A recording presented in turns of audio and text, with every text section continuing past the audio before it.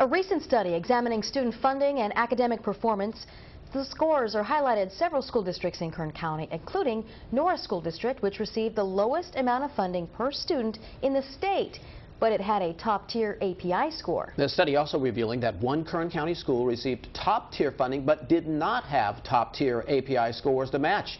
Reporter Anthony Bailey went to campus for a look at how officials there are turning things around. He joins us now with part 2 of his series, Making the Grade. Anthony?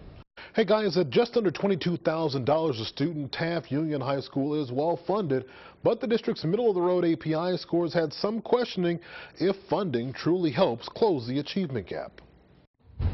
These programs are, are great programs to get kids involved in. And the road to success has been a slow and steady one for Principal Mark Richardson. According to a recent study by California Watch, Taft Union High School District receives over $20,000 a student, but their state API test scores didn't match up with the school initially only scoring in the high 600s. Richardson, who arrived in the district several years ago, says the district uses what is called basic aid funding, meaning the entire budget is supported by their local tax base, which contains tax revenues from a large amount of oil-related businesses nearby. The district receives no taxpayer money from the state, monies that go a long way toward the students' future success. But like other districts, there are challenges. One of the biggest hurdles, the social economic status of the area. When you live in that world, it brings with it challenges of human survival, not necessarily academic performance. A trend that he believes affects how students learn. They're not worried about going to school with their homework. They're worried about whether they're going to have something to eat. Distractions that may have contributed to the district's standardized test results. Improving those results has been something he says they have been working hard to improve.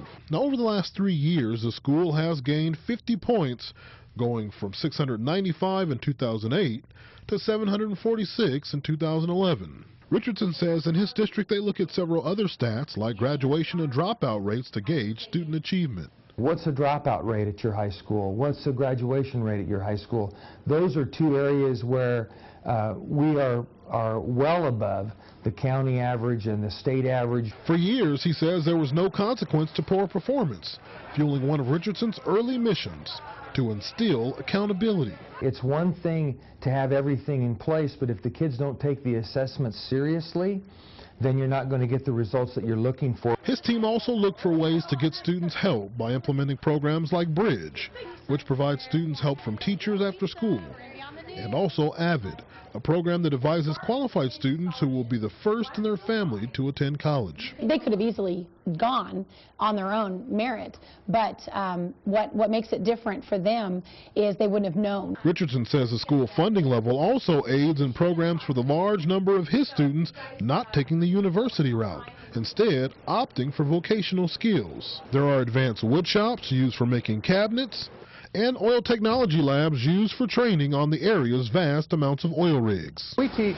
stick welding, MIG welding, TIG welding, flux core welding, dual shield, oxyacetylene welding and cutting. Welding instructor Pat Casey says Taft's lab is one of the most advanced campuses he's been on in his 37 years in the industry. This was their vision. They wanted to create a program that really put together all the necessary skills so that our students could have some choices when they leave high school. Curriculum, inspiring opportunity. Last year I didn't know what I wanted to do, but this year I really want to go to college and weld. For skills needed in life. Different material requires different skills, and the more I learn, the more stuff I'm going to be able to do. And if I do all that, then the more money I can make. Now, in part 3 of our series, Making the Grade, we traveled to one school where 80% of the students qualified for free lunch while at the same time producing the highest API score in the entire county. We'll show you how they did that coming up tomorrow at 5.